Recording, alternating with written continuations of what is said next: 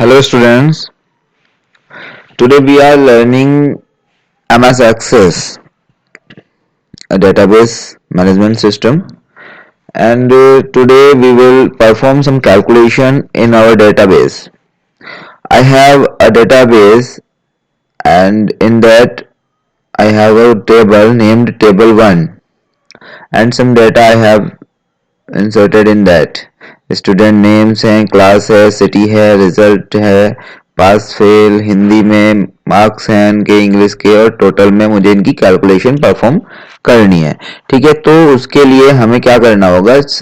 First of all go to the create tab and click on the query design button under the other groups.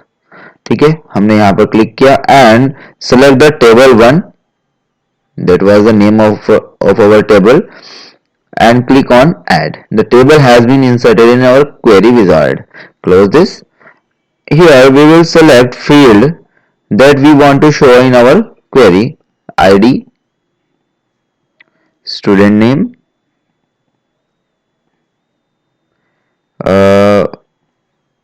Hindi, English, and here I will type total marks. Okay, so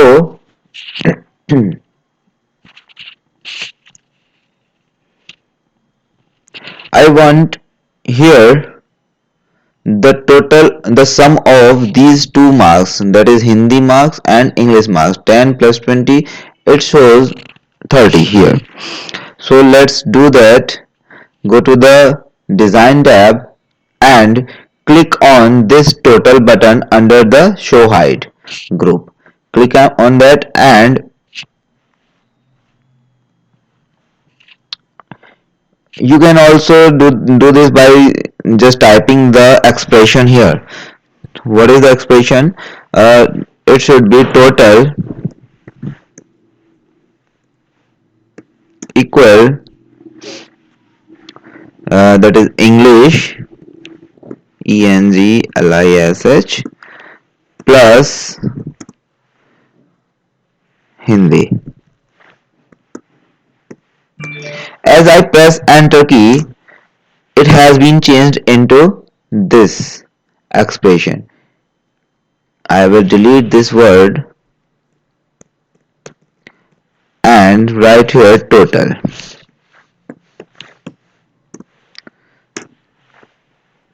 And let's see what happened after running the query. Something went wrong.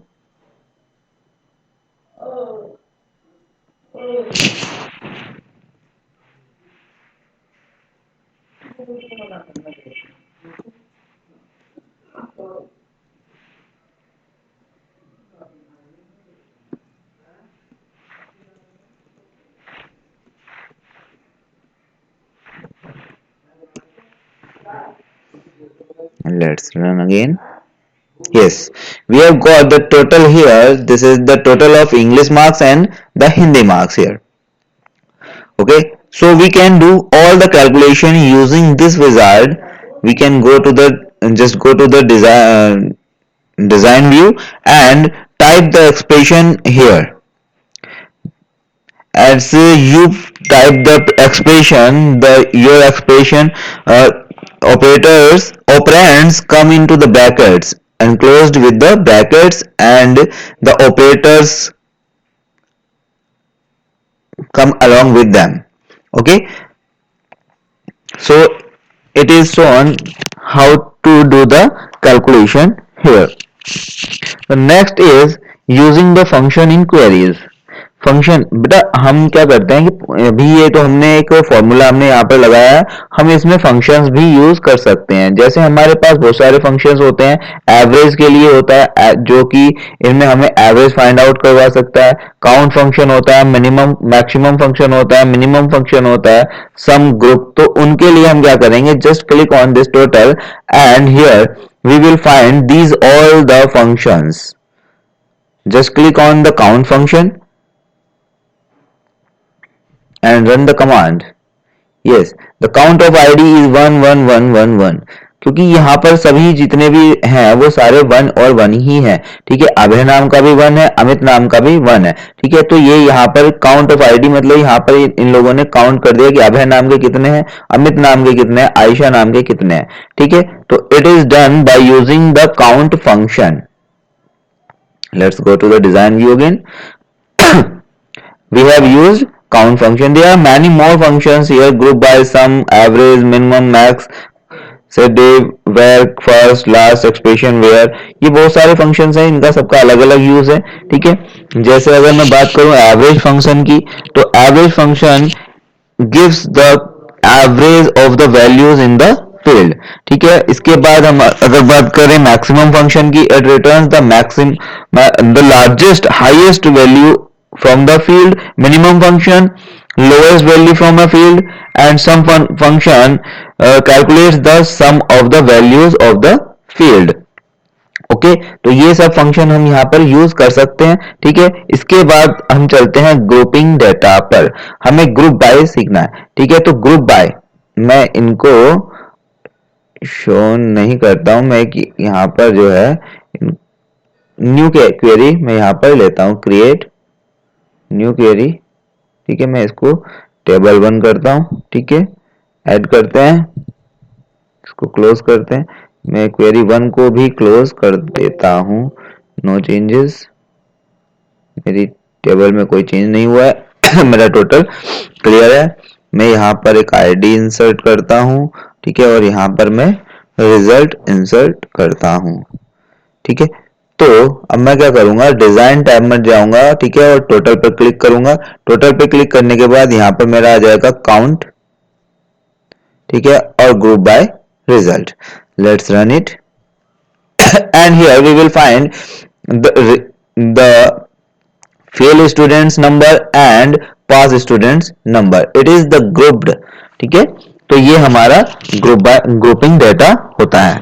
ठीक है, तो इस तरीके से ये हम इसको कर सकते हैं। इसके बाद है हमारा structured query language, SQL. Structured query language होता क्या है? It is a language used in RDBMS, relational database management system, for writing queries. जैसे अभी तक हम लोग क्या कर रहे थे कि हम लोग डिजाइन व्यू में क्वेरी बना रहे थे, अब हम टाइप करके लिख करके उसको क्वेरी को लिखेंगे। ठीक है, टाइप करेंगे और तब उसको रन कराएंगे। Using SQL user can create queries to fetch and manipulate the data of the database. हम एसक्यूएल का यूज करके हम जो हमारा डेटा होता है डेटाबेस के अंदर, उसको हम फेच कर सकते हैं, उसको सिलेक्ट कर सकते हैं, मैनिपुलेट कर सकते हैं, एडिट कर सकते हैं। ठीक है, तो इसके लिए हमारे पास दो तरह की एसक्यूएल कमांड्स होती हैं। पहला होता है डीडीएल कमांड्स, दूसरा होता है DML commands. DDL stands for data definition language commands and DML stands for data manipulation language commands. ठीक है, तो पहले बात करते हैं डेटा डेफिनेशन लैंग्वेज कमांड की, डीडीएल कमांड्स की। इसके अंदर कौन कौन सी कमांड्स आती हैं? वो होती हैं अपने डेटाबेस को या टेबल को क्रिएट करने की कमांड, टेबल को ऑल्टर करने की कमांड, ठीक है, टेबल को ड्रॉप करने की कमांड, ठीक है, डेटाबेस को या टेबल को ट्रंकेट करने की कमांड, और टेबल को या डेटाबेस को रीनेम करने की कमांड हमारी इसमें आती है। ठीक है, ये 5 कमांड्स होती हैं। पहली होती है क्रिएट कमांड, दूसरी होती है ऑल्टर कमांड।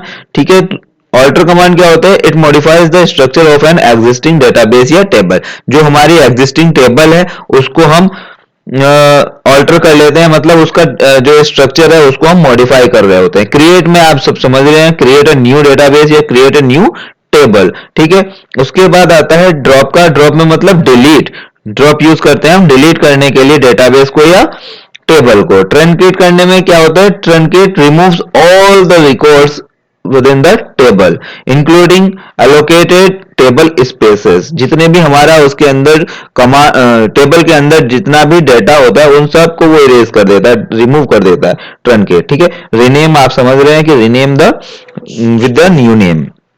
ठीक है, तो ये होती है हमारी DDL कमांड्स। इन कमांड्स को हम DDL क्यों कहते हैं? क्योंकि these commands are used to define and modify the structure of the database, कि ये हमारे पूरे डेटाबेस के स्ट्रक्चर को मॉडिफाई करती है, इसलिए हम इनको DDL कमांड्स बोलते हैं। ठीक है, दूसरा होता है DML commands. DML stands for data manipulation language commands. ठीक है, डीएमएल कमांड्स में कौन कौन क्या होता है कि डीएमएल कमांड्स जो होती है हमारे डेटा को मैनिपुलेट करने के लिए, इंसर्ट करने के लिए, सिलेक्ट करने के लिए, अपडेट करने के लिए, डेटा को डिलीट करने के लिए यूज की जाती हैं। ठीक है, DML data manipulation is the process of editing और मॉडिफाइंग द डेटा। ठीक है, तो ये हमें देखो उसमें क्या आता है कि उसमें डीडीएल में क्या होता है कि डीडीएल में हमारा डेटाबेस का स्ट्रक्चर चेंज होता है और डीएमएल में क्या होता है हमारा डेटाबेस का डेटा चेंज होता है। ठीक है, दोनों चीज में ये अंतर है। ठीक है, a user can manipulate database any time by using certain DML commands. हम जो है अपने डेटा को किसी भी टाइम मैनिपुलेट कर सकते हैं, कभी भी जैसा चाहें वैसे मैनिपुलेट कर सकते हैं, उसको सेलेक्ट कर सकते हैं, उसमें इंसर्ट डेटा, टेबल में डेटा इंसर्ट कर सकते हैं, टेबल में डेटा अपडेट कर सकते हैं और टेबल में डेटा को डिलीट कर सकते हैं। ठीक है, ये हमारा काम होता है डीएमएल कमांड्स के थ्रू। ठीक है, तो डीएमएल कमांड्स में कौन कौन सी कमांड्स आती हैं? पहली होती है select, it retrieves data from the table. Select का होता है जो जितने भी हमारा डेटा है जो हमने सेलेक्ट किया है वो हमें शो हो जाता है। दूसरा होता है insert, it insert data into a table.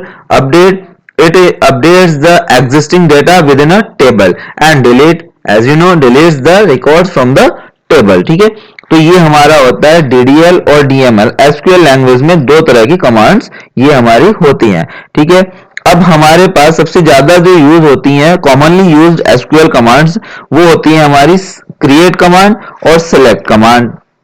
ठीक है, क्रिएट कमांड, इंसर्ट कमांड, ठीक है, ये हमारी सबसे ज्यादा यूज होती है। डिलीट कमांड भी यूज होती है। ठीक है, ट्रंकेट और ड्रॉप हमारी बहुत कम यूज होती हैं, लेकिन हम उनका भी यूज करते हैं। ठीक है, तो अभी सबसे पहले हम स्टडी करते हैं क्रिएट कमांड के लिए। ठीक है, क्रिएट कमांड क्या है कि हमें एक न्यू टेबल क्रिएट करनी है। ठीक है, तो उसके लिए हमें इस स्ट्रक्चर, क्वेरी का स्ट्रक्चर टाइप करना पड़ता है। ठीक है, तो हम क्या करेंगे, मैं पहले इसको क्लोज कर देता हूं। ठीक है, नो,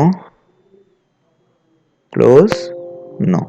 ठीक है, तो उसके लिए क्या होता है कि सबसे पहले मैं कहां चलता हूं, क्रिएट कमांड पर। क्रिएट कमांड के बाद क्वेरी डिजाइन। ठीक है, और मैं यहां पर एक टेबल ले लेता हूं ऐड। ठीक है, मैं इसको क्लोज कर लेता हूं, वैसे कोई जरूरत नहीं थी। अब यहां पर जो है ये था हमारा डिजाइन व्यू। ठीक है, ये था हमारा डिजाइन व्यू। डिजाइन व्यू के बाद अब हम चलते हैं एसक्यूएल व्यू में। ठीक है, एसक्यूएल, क्योंकि हमें जो है अब कमांड लिखनी है एसक्यूएल में। ठीक है, तो let's go to the SQL view. मैंने यहां पर एसक्यूएल व्यू सेलेक्ट कर लिया है, क्लिक किया एसक्यूएल व्यू पर।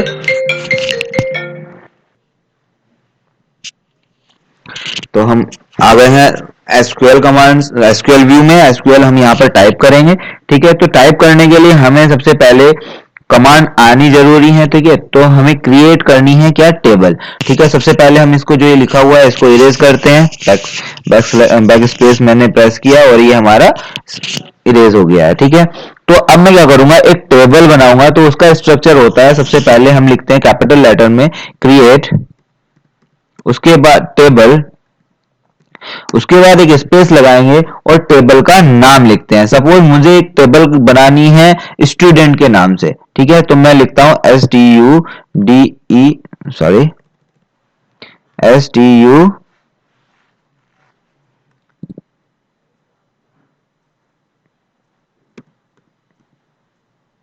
ठीक है, स्टूडेंट के नाम से मैंने एक टेबल बनाई है। अब इसके बाद हमारा काम स्टार्ट होता है कि हमें इसमें कौन कौन से फील्ड्स लिखने हैं। उसको हम लिखते हैं, उन फील्ड्स को, एक्सक्यूज मी, उस फील्ड को हम लिखते हैं ब्रैकेट्स के अंदर। ठीक है, ब्रैकेट्स में किस तरीके से लिखते हैं, पहले हमें लिखना होता है फील्ड का नाम। ठीक है, पहले हमें लिखना होता है फील्ड का नाम। तो स्टूडेंट में सबसे पहले आ जाती है हमारी STU ID। ठीक है, उसके बाद हमने उस फील्ड का नाम लिखा, नाम लिखने के बाद एक स्पेस देंगे, स्पेस देने के बाद उस फील्ड का डेटा टाइप हमें यहाँ पर लिखना पड़ता है। आईडी है तो एक ये इंटीजर होगा, इंटीजर को हम कैपिटल लेटर्स में लिखेंगे, इंटीजर्स, ठीक है, इंटीजर होगा। उसके बाद हम एक कॉमा लगाएंगे और दूसरे फील्ड का नाम लिखेंगे, ठीक है। तो उसमें मैं लिख देता हूं STU_name,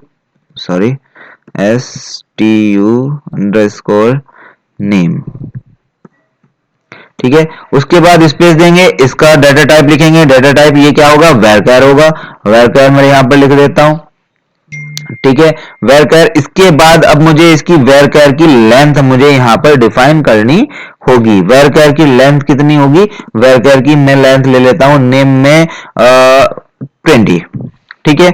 उसके बाद मैं यहां से कॉमा लगाता हूं, ठीक है।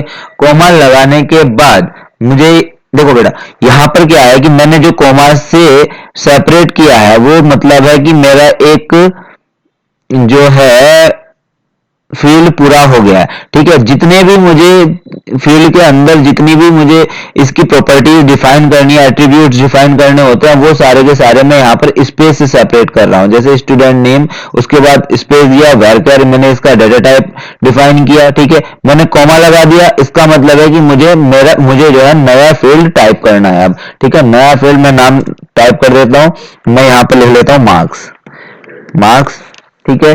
इसके मैं लिख लेता हूं मार्क्स। उसके बाद मुझे मार्क्स का जो है डेटा टाइप लिखना होगा। मार्क्स क्या होगा, या तो इंटीजर होंगे, मैं इंटीजर लिख लेता हूं INT, ठीक है, इंटीजर मैंने लिख लिया। उसके बाद अब मैं बात करता हूं आपसे कि मेरी जो स्टूडेंट आईडी है ये इंटीजर तो है, लेकिन मैं इसको प्राइमरी बनाना चाहता हूं, तो मैं यहां पर लिख देता हूं प्राइमरी, ठीक है। मैं कहता हूं कि ये नल नहीं होनी चाहिए, नॉट नल, ठीक है, ये नल नहीं होनी चाहिए, ठीक है। इसका मतलब है कि इसमें कोई ना कोई वैल्यू जरूर आएगी, ठीक है। तो ये हमारा हो जाएगा, ठीक है। उसके बाद हम क्या करेंगे, मैंने प्राइमरी लिखा है लेकिन प्राइमरी की होता है, ठीक है, की, प्राइमरी इंटीजर, प्राइमरी की, नॉट नल, ठीक है। तो ये हो जाएगा हमारा इसका पूरा स्ट्रक्चर, ठीक है। अब उसके बाद मुझे इसमें लास्ट में लगाना होता है सेमीकोलन, ठीक है। जैसे मैंने सेमीकोलन लगाया उसके बाद मैं जाऊंगा रन पर क्लिक करूंगा, ठीक है। रन पर क्लिक करते ही something went wrong, create table student, what's going on,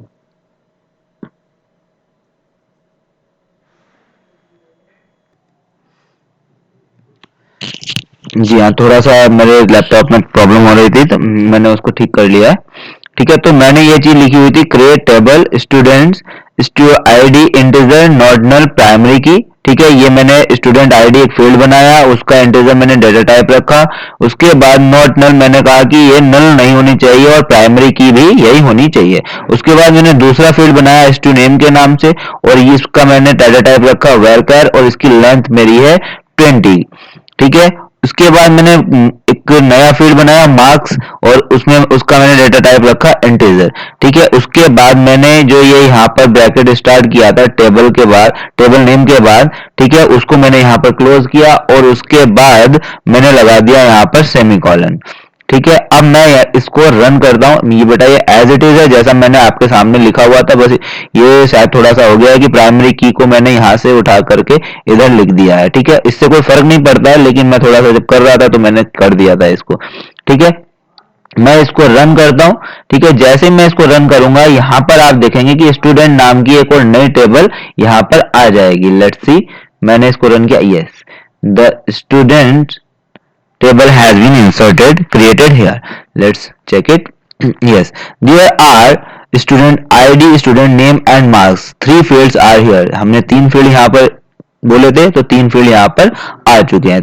तो ये था हमारा query, SQL query of creating a new table with primary key, ठीक है। प्राइमरी की के साथ हमने एक नई टेबल क्रिएट की है using the create table SQL query. ठीक है, SQL क्वेरी का हमने यूज किया है। ठीक है, और हमने ये बना लिया है। ठीक है, तो ये हमारी तैयार होकर के हो गई है। ठीक है, इसके बाद हम बात करेंगे इसमें जो हमारी ये स्टूडेंट टेबल बनी है इसके अंदर डेटा इंसर्ट करेंगे। ठीक है, उसमें हम यूज करेंगे इंसर्ट कमांड को।